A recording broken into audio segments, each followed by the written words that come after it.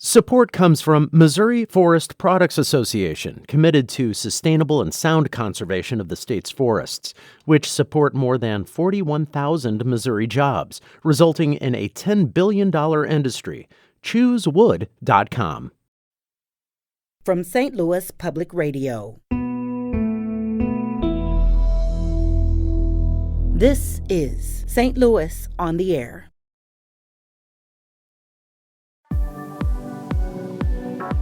So she just came to me and was like, I'm doing all this work. Is this a good idea? Good for her to ask the question. You can't have a viable species if you don't reproduce.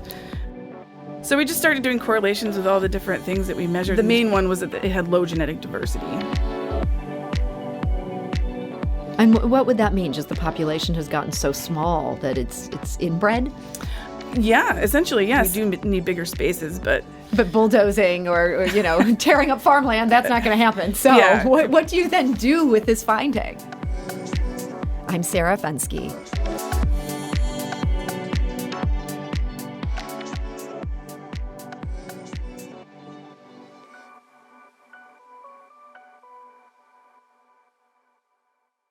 For at least 3 decades now, Mead's milkweed has been in trouble. The perennial is critical to the life cycle of the monarch butterfly, and so its threatened status had the attention of the Missouri Department of Conservation. But new research from the Missouri Botanical Garden has shed light on what was holding Mead's milkweed back. That's led to a switch in conservation practices, one that is already yielding some success. And joining us now to explain what she learned and what changed because of it is Christy Edwards. She is the Stephen and Camilla Brower Conservation Geneticist at the Center for Conservation and Sustainable Development at the Missouri Botanical Garden. Christy, welcome. Thank you for having me. So there are a few dozen species of milkweed, swamp milkweed, tropical milkweed. What makes Mead's milkweed unique?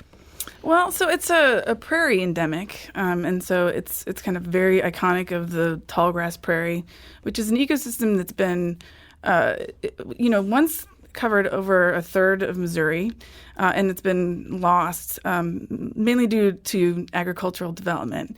And because of that, the species has become very threatened. And I think it's kind of diagnostic of the loss of the tallgrass prairie habitat. How close is this Mead's milkweed to us here in St. Louis? So the closest population that I work with is in the Tomsock Mountains, in southwestern Missouri, in the rhyolite glades there. And would that have been also the case back in the day when it had a more substantial habitat?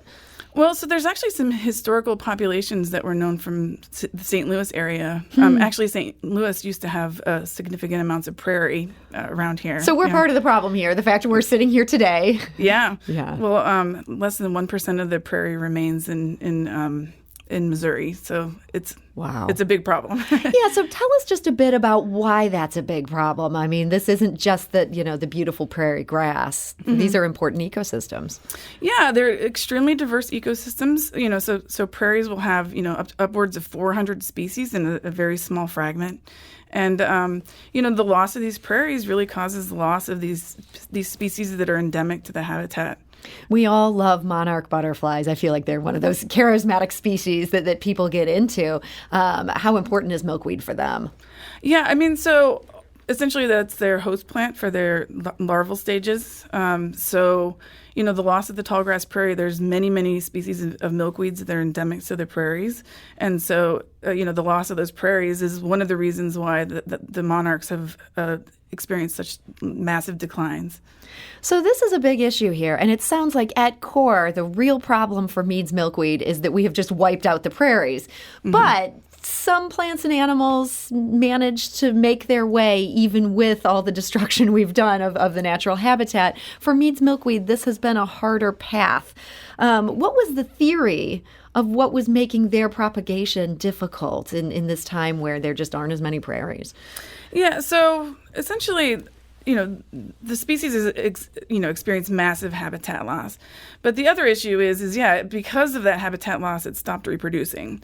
Just flat out stopped. Well, there was a few populations that would reproduce, but essentially there was almost no reproduction occurring, and that became a major concern to anything that was, anybody who was working on managing the species.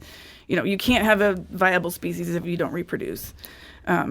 So, there's been a lot of theories about why that has happened, but the main one was that it had low genetic diversity. And what would that mean? Just the population has gotten so small that it's inbred? Yeah, essentially, yes. Animals, there are some plants that can't self-fertilize. They're called self-incompatible species. And so there's theories out there that if a population gets small enough and the individuals in the population are closely related enough, that essentially you can just suffer from a lack of a compatible mate. Okay. So the Missouri Department of Conservation, they wanted to do something about this. That was kind of their theory of what might be going on. What were they doing then in response to this idea of the problem? Yeah, so honestly, it was a kind of an idea that was circulated in the scientific literature for a long time. But so in response to that idea, they started doing a lot of transplantation. So they would collect seeds and then raise them up and then transplant them into different prairies around the state to try to boost population sizes and increase genetic diversity. But unfortunately, it wasn't really clear if it was actually working or not. Yeah, that's a problem. Yeah, and they were doing a lot of work, to move all these plants around all over the state. And, is this successful? We weren't really seeing big increases in population sizes. And that's when your research comes into this. What got you onto the Mead's milkweed issue? So actually our state botanist, her name is Melissa Brigler, and she's at the Missouri Department of Conservation. She was the one that was doing all these reintroductions or these transplant programs. And so she just came to me and was like, I'm doing all this work. Is this a good idea? Good for her to ask the question. Yeah. I feel like so many of us never pause and have that moment. So she found an expert. Yeah, I'm a conservation geneticist. I measure genetic diversity, and so that was, where I came in. Yeah. So what did you find as you start digging into this? Yeah, so we, went to all these different prairies all over the state, and we measured genetic diversity in the populations, and then we also revisited the populations multiple times to measure, fruiting and flowering. And it turns out that, when we looked at the relationship between genetic diversity and reproductive success, there was no relationship at all. Yeah, so it was really surprising. Yeah, even you were surprised by this finding. I was. I looked at the results of our analysis and I was like, what? This is crazy. But so once you were able to find this, then could you figure out, okay, if it's not this problem, what is it? Yeah. So, we were looking at these, okay, well, if it's not genetic diversity, what is the problem? So we just started doing correlations with all the different things that we measured in these populations. And we found a very clear, there was only one factor that was related, and it was essentially just the flowering population size. If you have enough flowering individuals in a population, you get reproduction occurring. And that number is about 50 individuals flowering at once. And so does that mean we just need bigger spaces for this to grow? Well, unfortunately, that's really not possible.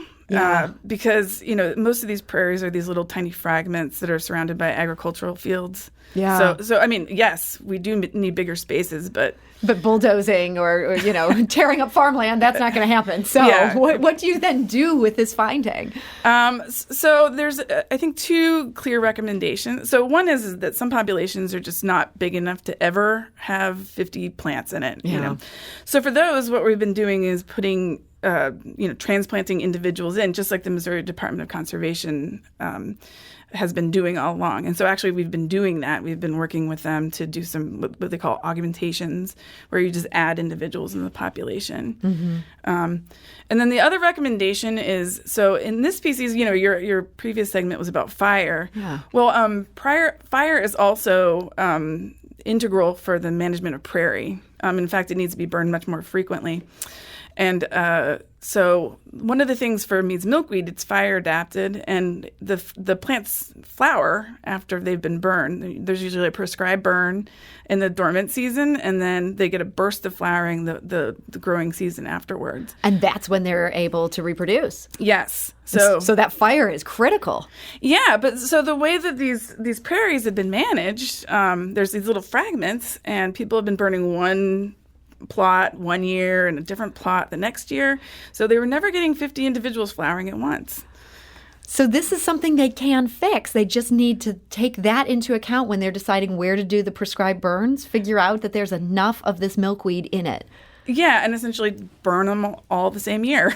So you basically cracked the mystery. I think so. And it sounds like it's going to be more work for guys like Benny when they come up with these prescribed burns. This is yet another factor they're going to have to take into account. Exactly. So they're going to have to coordinate with other people who are burning Mead's milkweed populations, do them all in the same year. Yeah. So the Missouri Department of Conservation sought you out. You cracked the mystery. Were they receptive to these findings? Oh, very much so, yeah. So, they've had me give talks to all these different, like the Missouri Natural Areas Committee, and we've been trying to get, for example, the land managers to kind of be open to the idea of transplanting individuals into these high-quality remnant prairies. And overall, I think it's been met with acceptance. So people are excited about the results. And so this was 2 years ago that you really came to these findings. Is this something where we're going to start seeing results soon? The milkweed could have an upswing? I hope so, yeah. We still have more work to do because we want to know why the 50 individuals is the magic number. So we're looking into kind of pollinator explanations for that. But I think, now that we have some specific recommendations and people are starting to act on them, I think we're going to hopefully get a, kind of a burst of reproduction in the species. Hopefully it will help it recover. I love a burst of reproduction. So if someone's sitting on a big plot of land and they're thinking, man, should I do my part? Like, should I become home to the Mead's milkweed? Is this something where people can be helpful? Well, it really depends on if they have a high-quality prairie. So those of us with city yards, we are out of luck. Well, they're a bit picky. Yeah. They are, if you try to transplant them into your garden, I think people have had limited success. They have very specific habitat requirements. But for example, the people, who are, living on prairies out in rural Missouri or Kansas, if they could burn their prairie, coordinate with their neighbors, that's great. Yeah. Yeah. Well, hey, if anyone's listening on a prairie out in rural Missouri or Kansas, maybe you want to get in touch with the Forest Service. Benny might have some thoughts on how to help you, but it sounds like there's things they could do based on these findings that you came up with. Yeah, absolutely. And, the Missouri Department of Conservation will also consult on fires as well. So, they're really interested in conserving Mead's milkweed. So, you can always reach out to the Missouri Department of Conservation or me if you're interested in managing your prairie.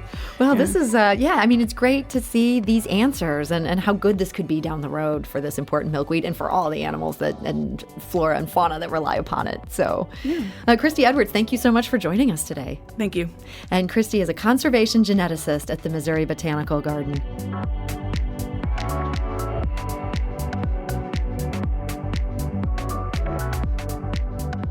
This episode was produced by Alex Hoyer with audio engineering by Aaron Dorr. Our production intern is Avery Rogers. This podcast was mixed and edited by Aaron. Our executive producer is Alex Hoyer. St. Louis on the Air is a production of St. Louis Public Radio.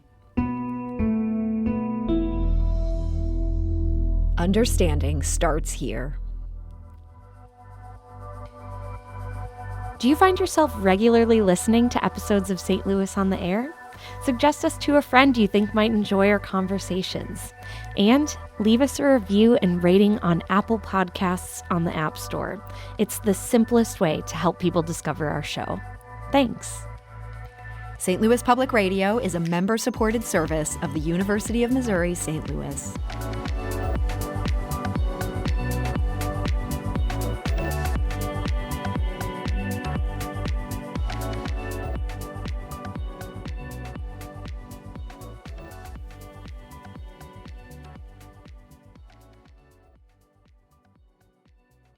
Support comes from the Missouri Forest Products Association, providing more than 41,000 jobs in the production of wood pallets, railroad ties, white oak barrels, hardwood floors, and more.